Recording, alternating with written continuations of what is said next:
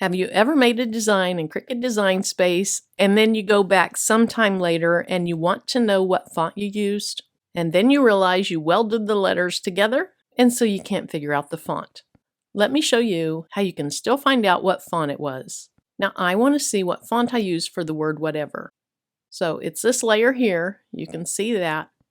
On a Mac, if you hold the Control button down and click on that layer, then you go down here to Image Info, and it's very faint. It's grayed out since there's nothing you can do with it. But you can see right there, it's the font Impact. Now, if you're not on a Mac, if you're on a PC, instead of doing Control and clicking on the layer, you're just going to do a right click on the layer. Same thing for down here. What this is, it's actually just the offset of my original words, you do. So I typed you do, they were very thin. So I used the offset feature and then I just deleted my original letters.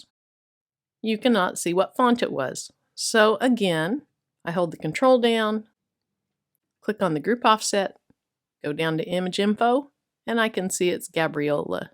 Just like before, if you're on a PC, instead of doing the Control and clicking on the layer, you're just going to do a right click on it.